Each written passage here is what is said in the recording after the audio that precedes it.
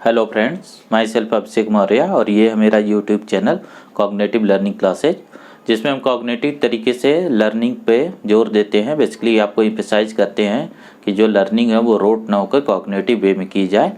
तो इसमें जो है मैं अभी आपको कॉग्निटिव लर्निंग में अभी आपको बायोलॉजी की सीरीज की वीडियो दे रहा हूँ, जिसमें मैंने बायोलॉजी 11th बेस एनसीईआरटी के टॉपिक को कवर किया है, जो आपको NEET exam, AIIMS exam, olympiad और दूसरे जो स्कॉलर बेस्ड एग्ज़ाम है, कॉम्पिटिटिव एग्ज़ाम है, उसमें आपको हेल्पफुल होगी। जहाँ पे आपको रोट लर्निंग नहीं बल्कि ऑब्जेक्टिव लर्निंग की ज़रूरत होती है, तो मैं उस वे ऑफ टीचिंग को यूज करते हुए, अडॉप्ट करते हुए आपको बायोलॉजी की लर्निंग करवा रहा हूँ। अभी तक मैंने जो है आपको डाइवर्सिटी वाली यूनिट, जो 11 की पहली यूनिट है, उसके कुछ एक टॉपिक करवाए हैं। लास्ट टॉपिक जो हमने इसमें कवर किया था वो था आर.एच. व्हिटेकर का 5 किंगडम क्लासिफिकेशन सिस्टम। मैंने आपको समझाया था आर.एच. व्हिटेकर के 5 किंगडम क्लासिफिकेशन सिस्टम का, उसका वीडियो पड़ी होगी। आप उस वीडियो को अगर अभी आप नए हैं तो उसे ज़रूर देखिए, और अगर आप चैनल पे नए हैं तो मेरे चैनल को आप सब्सक्राइब करिए, लाइक करिए, शेयर करिए और अपने वैल्यूएबल कमेंट दीजिए। जब आप इस चैनल को सब्सक्राइब करते हैं तो फ्रेंड्स, जो बेल आइकन बन के आता है, घंटी बन के आती है, उसको प्रेस कर दीजिए ताकि मेरे हर नई आने वाली वीडियो का नोटिफिकेशन आपको मिलता रहे और आप कंटिन्यूटी में इसे सीख पाएँ। फ्रेंड, जब आप इस वीडियो को देखते हैं तो आप कंटिन्यूटी में सारी वीडियो को देखिए एक क्लासरूम की तरह, तभी आपको इन लेक्चर की इम्पोर्टेंस समझ में आएगी, तभी समझ में आएगा मेरे वे ऑफ टीचिंग क्या है और उससे आपके अंडरस्टैंडिंग में इम्प्रूवमेंट क्या है। तो फ्रेंड, देर न करते हुए हम आज के लेक्चर पे आते हैं। तो आज हम कवर करने जा रहे हैं किंगडम मोनेरा। फ्रेंड, आपके सिलेबस में किंगडम मोनेरा को जस्ट कैरेक्टरिस्टिक्स लेवल तक ही कवर करना है। मतलब जो आपका सिलेबस है, कुछ लोग इसको डिटेल पढ़ने लगते हैं और पढ़ाने लगते हैं, उसकी कोई ज़रूरत नहीं है। जितना आपके बुक में लिखा है उन्हीं लाइनों में से क्वेश्चन फ्रेम किए जाते हैं। तो आपको जितना टॉपिक दिया है वो समझना है। आपका जो सिलेबस है फ्रेंड वो काफ़ी ज़्यादा और हर चैप्टर का वेटेज है। तो ऐसा नहीं कि एक चैप्टर को आप ज़बरदस्ती जितना दिया न हो, जितना आपके सिलेबस की नीड न हो, उससे ज़्यादा पढ़े और दूसरे में जाते जाते आप थक जाए। ऐसा न करें। आपको जितनी रिक्वायरमेंट है आपके बुक ने उतनी ही कंटेंट दिया है, उस कंटेंट को छोड़ना नहीं है, उससे ज़्यादा नहीं जाना और उससे कम नहीं पढ़ना है। आपको हर एक लाइन को समझना है। तो मैं इसी बात को ध्यान में रखते हुए, जो मेरा एक्सपीरियंस रहा है ऑफलाइन क्लासेज में, मैंने कई सालों तक ऑफलाइन जो है नीट और एम्स के बच्चों को पढ़ाया है। तो मेरा जो एक्सपीरियंस रहा है कि जो क्वेश्चन फ्रेम होते हैं वो क्वेश्चन जो है बेसिकली इन बुक पे बेस होते हैं, बस बुक को आपको सही तरीके से पढ़ाया गया हो। तो मेरा मकसद यहाँ है कि मैं बुक को आपको समझाऊँ, तो मैं धीरे धीरे इसे समझाऊँगा भी और आपके टॉपिक भी कवर करूँगा। तो आज का जो टॉपिक है उसमें हम चलते हैं किंगडम मोनेरा। फ्रेंड, जो किंगडम मोनेरा है इसमें हम मेनली बैक्टीरिया को रखते हैं, और बैक्टीरिया में बेसिकली दो टाइप की बैक्टीरिया है, एक आर्की बैक्टीरिया है और एक यू बैक्टीरिया। आर्की का मतलब होता है प्रिमिटिव, ठीक है। ये बैक्टीरिया बहुत प्रिमिटिव टाइम की है। एक्चुअल में बायोलॉजी में जो कुछ भी होता है ना वो एवोल्यूशन से होता है। एवोल्यूशन बहुत इंपॉर्टेंट कॉन्सेप्ट है जो आपको 12th में पढ़ाया जाएगा, 9th 10th में भी आपको पढ़ाया गया होगा। तो जो एवोल्यूशन में सीक्वेंस है कि पहले कौन आया, ठीक है। तो पहले जिसकी ओरिजिन हुई, पहले जो ओरिजिनेट हुआ उसकी ओरिजिन हुई थी आर्की बैक्टीरिया की। आज की जो बैक्टीरिया है उनकी ओरिजिन नहीं हुई थी, पहले अर्थ पे आर्की बैक्टीरिया आए। ये आर्की बैक्टीरिया जब आए अर्थ पे तो उस समय जो अर्थ का एनवायरनमेंट था, उस समय जब अर्थ की ओरिजिन हो रही थी तो इसका जो एनवायरनमेंट था उस एनवायरनमेंट की कंडीशन अलग थी। उस एनवायरनमेंट की जो कंडीशन थी ना वो आज के अर्थ की तरह नहीं थी। एनवायरनमेंट में मेनली 3 चीज़ें होती हैं, जैसे एटमॉस्फियर, ठीक है, हाइड्रोस्फीयर एंड लिथोस्फीयर, ठीक है।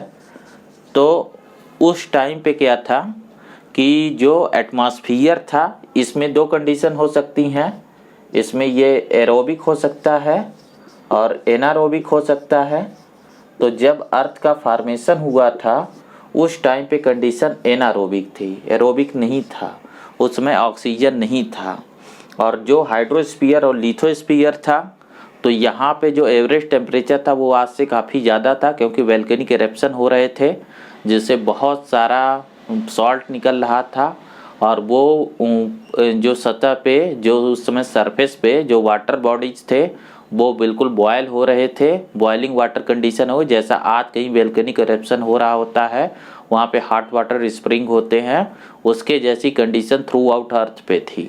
ठीक है, तो यहाँ पे जो कंडीशन थी उसमें क्या था, एक्सट्रीम टेम्परेचर बहुत हाई ग्रेड का था, पीएच बहुत हाई ग्रेड का था, सैलिनिटी बहुत हाई ग्रेड की थी, बहुत सारा जो है सॉल्ट कंटेंट जो है डिजॉल्व हुआ पड़ा था जितने भी वाटर बॉडीज थी।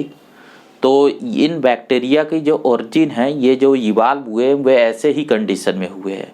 इसी वजह से इन बैक्टीरिया के फीचर इसी से मिलते जुलते हैं। एक्चुअल में होता ही यही ऐसा फ्रेंड्स कि जो भी ऑर्गेनिज्म जिस कंडीशन में पैदा होता है, उसका जिस कंडीशन में ओरिजिन होता है, उसके बॉडी के फीचर उस कंडीशन को मैच करते हुए होते हैं। जैसे जो फिश है वो पानी में रहती है, तो उसके बॉडी के जो फीचर हैं, बॉडी का स्ट्रीम लाइन होना, ठीक है, बॉडी में फिन्स होना जो पानी में तैरने के लिए मदद करेगा, गिल्स होना जो पानी में सांस लेने के लिए मदद करेगा। ठीक है, ऐसे ही जो बर्ड्स हवा में उड़ते हैं, एव्स जो हैं, उनके बॉडी का feature stream line aerodynamics feature है, उनकी बोन्स हल्की होती हैं, उनके लंग्स में स्पेशल मॉडिफिकेशंस होते हैं। तो ये सारे मॉडिफिकेशन क्या करते हैं कि उसे एरियल एडाप्टेशन देते हैं, ऐसे वो वाटर में एडाप्टेशन देते हैं। तो ठीक सेम लाइन ऑफ आर्गूमेंट को यहाँ यूज करते हुए मैं आपको बताना चाह रहा हूँ कि ये जो बैक्टीरिया थे, आर्की बैक्टीरिया, ये भी ऐसे एक्सट्रीम कंडीशन में इनकी ओरिजिन हुई थी, ये ओरिजिनेट हुए थे, अर्थ पे आए थे।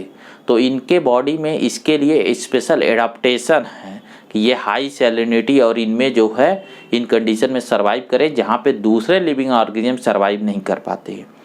आपको उनकी मैकेनिज्म वगैरह नहीं जाननी है आपके लेवल पे। जब आप कभी माइक्रोबायोलॉजी में बीएससी एमएससी करेंगे तब आपको इसकी ज़रूरत होगी हायर स्टडीज़ में। अभी आपके सिलेबस में क्या है कि वो बैक्टीरिया वो आर्की बैक्टीरिया जो इन कंडीशन में रहते हैं उनको नेमिंग क्या देते हैं। तो बेसिकली देखिए इनकी नेमिंग को आपसे पूछा गया है। तो बेसिकली आप देखिए जो बैक्टीरिया एनारोबिक माहौल में रहता है आर्की बैक्टीरिया, उसमें एक एग्जांपल आपको मेंशन है मेथेनोजेन, मतलब मीथेन वाले कंडीशन में जहाँ मार्स लाइक कंडीशन ऑक्सीजन नहीं होता वहाँ पे जिंदा रहती है। इवन कई सारे जो एनिमल हैं उनके डंग में भी पाई जाती है, उनके स्टमक में भी होती है। ठीक है, जो हर्बीवोर्स हैं। इसके अलावा हाई टेम्परेचर में जो होती है उसे थर्मो एसिडोफाइल बोलते हैं। थर्मो का मतलब हाई टेम्परेचर, एसिडो का मतलब हाई एसिडिक कंडीशन, फाइल्स का मतलब है लविंग। ठीक है, तो इसलिए बैक्टीरिया का नाम हो गया थर्मो एसिडोफाइल बैक्टीरिया।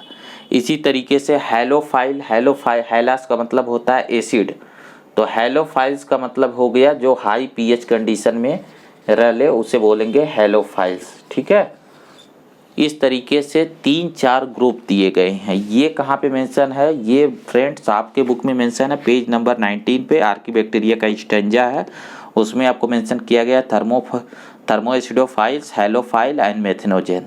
मैं आपको बुक इसलिए बता रहा हूँ ताकि आप पढ़ें तो आप ये समझ पाएँ ये कहाँ पे दिया गया है। ठीक है, नेक्स्ट जो है इसका एक जो चीज़ है वो आपसे पूछा जाएगा बेसिकली जब आप 12th में आएंगे कि ये जो मेथेनोजेन है ये मीथेन गैस का प्रोडक्शन करती है और जिसका यूज बायोगैस में किया जाता है, बायोगैस प्लांट यूज किए जाते हैं। ठीक है, तो इतनी चीज़ें आपसे पूछी जाती हैं इस आर्की बैक्टीरिया में, लेकिन इन्हीं से क्वेश्चन आपसे फ्रेम कर दिया जाएगा। एक क्वेश्चन यहाँ से बनता है तो आपको ध्यान रखना है कि ये टर्म आपको भूले नहीं। नीट एग्जाम में जो सक्सेस है ना वो इजी क्वेश्चन पे डिपेंड करती है। जो टफ क्वेश्चन होते हैं उनके नंबर बहुत कम होते हैं, 10%। मैक्सिमम क्वेश्चन इजी नेचर के होते हैं और आप पूरे साल उस 10% के चक्कर में रहते हैं। अगर आप सारे इजी क्वेश्चन सही कर लीजिए तो आपका सिलेक्शन कतई नहीं रुकेगा। ठीक है, तो जो मैं बोलते जा रहा हूँ कि इस पेज पे क्या इंपॉर्टेंट चीज़ है उस चीज़ को आप एक हाईलाइटर से नोट करते रहिए अपनी बुक में, तो ये आपके लिए बहुत बेनिफिशियल होगा। इस बात को मानिए। जब आप 3 महीने बाद अपनी किताब को खोलेंगे तो आपकी किताब में एक नोट, आपके बुक में एक नोट तैयार हो जाएगा जो इन हाईलाइटेड लाइन के फॉर्म में होगा। तो आपको अलग से कोई नोट वोट की ज़रूरत नहीं है, आप इसी टेक्स्ट बुक को थॉरली पढ़ेंगे तो आपको सब चीज़ें समझ में आएंगी। नेक्स्ट हम चलते हैं। नेक्स्ट अब जो है वो आपकी यू बैक्टीरिया है। यू बैक्टीरिया मतलब प्रेजेंट डे की जो बैक्टीरिया है उसी के लिए हम टर्म यूज करते हैं यू बैक्टीरिया, ठीक है। तो इसे हटाते हैं आर की बैक्टीरिया को। देखिए यू बैक्टीरिया में क्या क्या आपको पढ़ना है ये चीज़ समझिए। पहली बात तो जो चीज़ें आपके बुक में मेंशन की गई है उसके फॉर्मेट में बताऊं। जैसे ये ऑर्गेनिज्म है तो ये रहता कहाँ, ठीक है, मतलब उसका हैबिटेट। जैसे आप बुक खोलेंगे तो ये आपके बुक में पेज नंबर 18 पे मेंशन किया गया है, ठीक है। तो ये बेसिकली रहता कहाँ है, इसका हैबिटेट कहाँ है। तो बैक्टीरिया ओमनी प्रेजेंस है, मतलब हर जगह है, हर पॉसिबल जगह पे है। जहाँ भी आप अपनी सराउंडिंग में देखते हैं वहाँ पे ये बैक्टीरिया हैं, चाहे मिट्टी में हो चाहे पानी में हो, ठीक है, चाहे किसी भी आपके घर में जो सरफेस उस पे है। इवन आपके स्किन पे भी बहुत सारी बैक्टीरिया होती है। हमारा स्किन ये ऊपर डेड सरफेस होता है, इस पे बहुत सारे बैक्टीरिया होते हैं और ये बैक्टीरिया जो है बॉडी के अंदर जा नहीं पाते। जब आपको कभी चोट लगती है, वुंड होता है, कट होता है, तब ये स्किन का बैरियर टूट जाता है और बैक्टीरिया अंदर जाता है। इसीलिए हम घाव को जो है, जो वुंड्स होता है उसको डिसइंफेक्ट करते हैं, उसे जो है स्प्रिट से या किसी दूसरे केमिकल से जो बैक्टीरिसाइडल हो उसे यूज करते हैं इसे धोने के लिए, जिससे पोविडीन आयोडीन यूज करती हैं, ठीक है। तो हमारे चारों तरफ इस तरीके से बैक्टीरिया प्रेजेंट है, मतलब जहाँ भी आप पॉसिबिलिटी कर सकते हैं किसी चीज़ के होने की वहाँ बैक्टीरिया है। आर्की बैक्टीरिया वाली जगहों को छोड़ दें क्योंकि वो तो बहुत एक्सट्रीम कंडीशन में रहता है, लेकिन बैक्टीरिया नॉर्मल जो हैबिटेबल जगहें हैं वहाँ सारी जगहों पे प्रेजेंट है, ठीक है।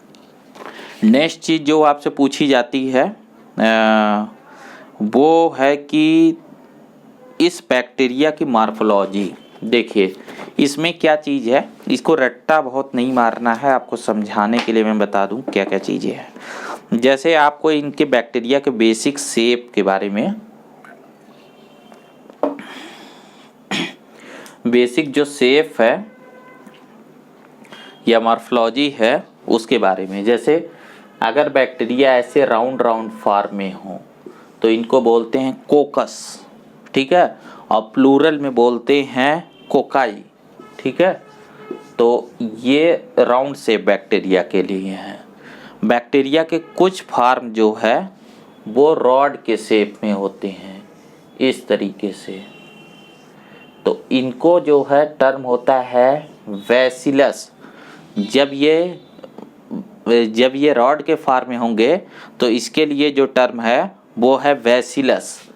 अगर इसका प्लूरल लिखेंगे तो वैसिलाई बोलेंगे, ठीक है, मतलब एक सिंगुलर के लिए वैसिलस और प्लूरल के लिए वैसिलाई। कुछ बैक्टीरिया इस तरीके से स्पाइरल शेप में होते हैं, ट्विस्टेड, ठीक है, इस तरीके से ट्विस्टेड होते हैं, तो इसे स्पाइरुलम।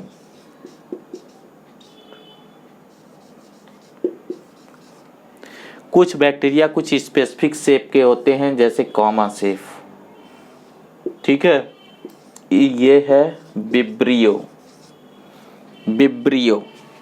ठीक है। अब देखिए एक चीज़ और होता है कि ये बेसिक इनके शेप हैं, ये एलिमेंट्री शेप मैंने बोला। इसके अलावा इनके शेप जो है ना मिलते जुलते हो सकते हैं। जैसे ये जो कॉकस है ये क्लस्टर में भी हो सकते हैं, जैसे ऐसे गुच्छे में, मतलब स्फेरिकल बैक्टीरिया ही ऐसे गुच्छों में हो तो इसे स्टाइफ्लोकोकाई बोलते हैं। स्टाइफेलो का मतलब होता है क्लस्टर, गुच्छा, और कोकाई का मतलब हो गया स्फेरिकल बैक्टीरिया, यानी स्फेरिकल बैक्टीरियों का गुच्छा। ऐसे ही अगर ये बैसिलस बैक्टीरिया गुच्छों में है बंडल में तो उन्हें बोलेंगे स्टाइफाइलो बैसिलाई, मतलब आपकी बार जो बंडल है वो किसका है, रॉड शेप बैक्टीरिया का, ठीक है। तो ऐसे उनके टर्म जो है डेराइव किए जाती हैं। वो सब कहीं पूछा नहीं जाएगा, वो पुराने सिलेबस का पार्ट था। अब जो बैक्टीरिया का नेम आता है कहीं भी, देखिए आपसे जो क्वेश्चन पूछा जाता है ना, जो एग्जाम्पल है, आप कोई माइक्रोबायोलॉजी नहीं पढ़ रहे हैं, ठीक है, इसलिए वो बहुत सारे नेम ओम जो है वो पुरानी जो बुक है, जो जब आप कोई स्कूल में जाते हैं ना, तो स्कूल में क्या करते हैं कि आपको एनसीईआरटी जनरली नहीं पढ़ाते हैं। जब वो एनसीईआरटी नहीं पढ़ाते हैं तो वो कोई ना कोई टेक्स्ट बुक आपको रिकमेंड कर देते हैं, जैसे प्रदीप की बुक, केबीसी, दिनेश, इस टाइप की जो बुक है। अब उन बुक में एक ट्रूमैन्स की भी बुक है, पढ़ा है मैंने। उन बुक में क्या किया जाएगा कि उन बुक में आपसे जो है एनसीईआरटी तो वो देंगे नहीं, एनसीईआरटी देंगे तो लेगा कौन ने, तो उसमें जो है वो थोड़ा क्या करते हैं, कुछ एक्स्ट्रा मटेरियल को डाल देते हैं। तो वो एक्स्ट्रा पढ़ने की कोई ज़रूरत नहीं है, नीड नहीं, आपके एग्ज़ाम में आता नहीं। आप प्रीवियस ईयर पेपर से देखिए, जो बुकें फिर से वो एडिट कर रहे हैं उसमें वो हटाते जा रहे हैं। जैसे जो नई नई एडिशन जो एक्टिवली उसे एडिट कर रहे हैं ना, वो हटा रहे हैं। इसलिए मैं बोल रहा हूँ कि उन टर्म पे बहुत आप जो है बहुत परेशान होने की ज़रूरत नहीं, वो आएगा नहीं। जितना आएगा बस उतना ही पढ़ना। अभी इसमें 36-38 चैप्टर हैं 2 सालों में, और हर जो है चैप्टर, हर टॉपिक आपके फिंगर टिप्स पे होना चाहिए। और ऐसा करने के लिए आपको सिर्फ जितनी रिक्वायर्ड चीज़ें हैं, जितना आपके सिलेबस में है वो पढ़ना है। अदरवाइज ये एक चैप्टर की बात नहीं है कि आप इधर उधर के बहुत सारी चीज़ें पढ़ लिए, फाइनली जब रिवीजन की बात आएगी तो आप रिवाइज नहीं कर पाएंगे।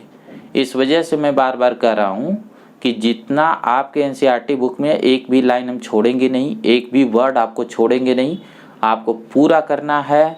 एक एक फैक्ट, एक एक डेटा, एक एक वर्ड को समझना है, लेकिन इसके बियॉन्ड नहीं जाना है। ऐसे 3 सब्जेक्ट आपको पढ़ना है एटलीस्ट, तब आप नीट और एम्स का एग्ज़ाम देंगे। फिजिक्स भी होगा, केमिस्ट्री भी होगा, उनका भी बर्डन होगा। तो मैं आपके सब्जेक्ट में जितना रिक्वायरमेंट है उतना, और उसको कैसे पढ़ना है वो भी बताते जा रहा हूँ। कॉन्सेप्ट समझने पे ज़्यादा फोकस करिए। डेटा से बायोलॉजी नहीं होती, कोई भी साइंस नहीं होता। डेटा सिर्फ थ्योरी को प्रूव करने के लिए होता है, ठीक है। जैसे ये सब डेटा है, ये डेटा है, इनको जो यूज करना, स्टेफाइलोकोकस, कोकाई, बैसिलस, ये सब, तो इन्हें बस इसका बेसिक आपके बुक में दिया गया है। ये नहीं कि इनके टाइप सब टाइप दिया जाए, ठीक है, तो उसकी कोई नीड नहीं है। तो चलिए हम आगे चलते हैं। देखिए ये तो हो गया इनकी बेसिक मॉर्फोलॉजी, ठीक है। अब यहाँ एक चीज़ और आपको बताऊँ मैं कि बैक्टीरिया में 2 फार्म हो सकते हैं। जैसे कुछ बैक्टीरिया नॉन मोटाइल होते हैं, जैसे ये बैक्टीरिया है, तो इसमें कोई भी लोकोमोटरी ऑर्गेनेल नहीं है।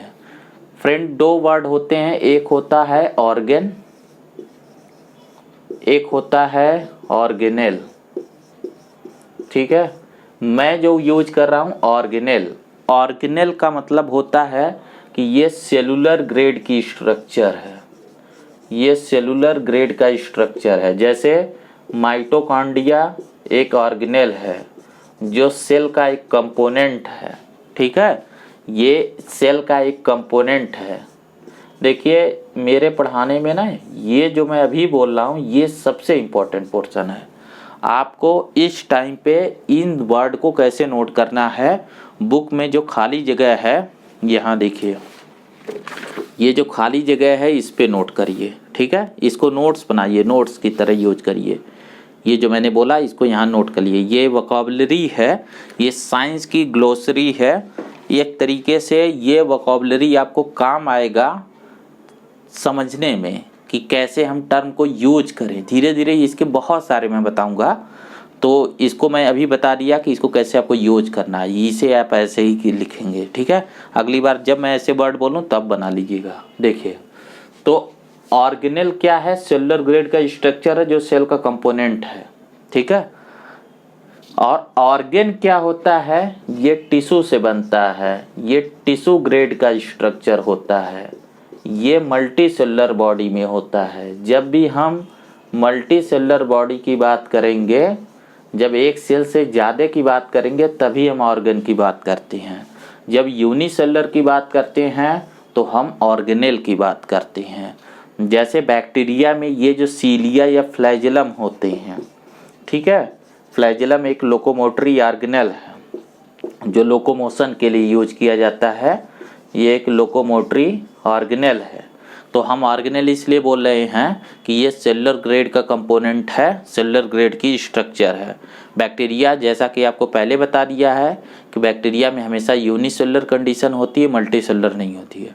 मल्टी सेलुलर क्या होता है, इसके लिए मैंने एक वीडियो बनाई है, वो आप देख लीजिएगा, ठीक है, जिसमें आपको टिश्यू के बारे में बताया है। उस वीडियो को देखिएगा तो आपको यूनिसेलुलर और मल्टी सेलुलर का डिफरेंस समझ में आ जाएगा। ठीक है फ्रेंड, तो यहाँ हम देखते हैं तो बैक्टीरिया में इन जो है लोकोमोटरी ऑर्गेनेल के बेसिस पे दो तरीके की होती हैं। बैक्टीरिया का एक टाइप होता है जो नॉन मोटाइल होता है, जिनमें लोकोमोटरी ऑर्गेनेल नहीं है, और एक टाइप होगा जिनमें लोकोमोटरी ऑर्गेनेल होते हैं।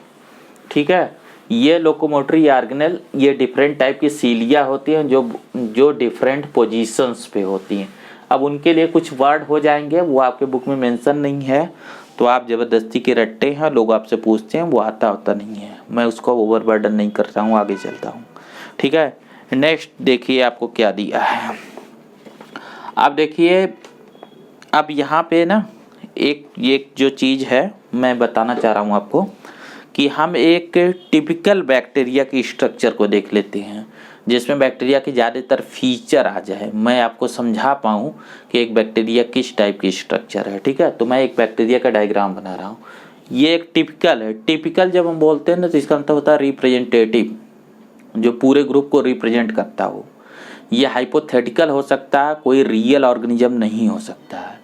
मतलब मैं ऐसा नहीं कर रहा मैं विब्रियो कॉलेरी या साल्मोनेला टाइफी का वो डायग्राम बना रहा हूँ। मैं एक टिपिकल डायग्राम बना रहा हूँ जिससे आपको पूरे ग्रुप की एक कैरेक्टरिस्टिक्स का आइडिया हो जाए। तो चलिए देखते हैं। जैसे देखिए, बैक्टीरिया में जो बाहर की तरफ होता है वो जो है एक सेल वॉल होती है जो बैक्टीरियल सेलुलोज का बना होता है। बैक्टीरियल सेलुलोज का मतलब ये होता है ना कि इसमें कुछ अमीनो एसिड्स होते हैं और पॉलीसैकेराइड्स होते हैं। ठीक है, अभी आप इसे रट लीजिए, बाद में इसे मैं बताऊंगा इनका मतलब क्या होता है। पॉलीसैकेराइड में तो कार्बोहाइड्रेट टाइप की स्ट्रक्चर है और अमीनो एसिड, जिसे कहीं कहीं प्रोटीनियस भी लिखा होगा। इसके बाद जैसे हर सेल में होता है, सबसे अंदर की तरफ यहाँ पे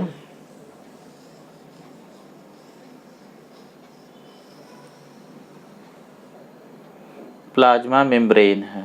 ये जो दूसरी स्ट्रक्चर है फ्रेंड्स, ये प्लाज्मा मेम्ब्रेन है। हर सेल में मिनिमम प्लाज्मा मेम्ब्रेन होगा। सेल वॉल हो न हो ऑप्शनल है, बट प्लाज्मा मेम्ब्रेन होना एक बहुत ही इम्पॉर्टेंट फीचर, प्लाज्मा मेम्ब्रेन होगा ही होगा। ठीक है, यहाँ पे फ्रेंड एक चीज़ और बता दें कि इस प्लाज्मा मेम्ब्रेन में कुछ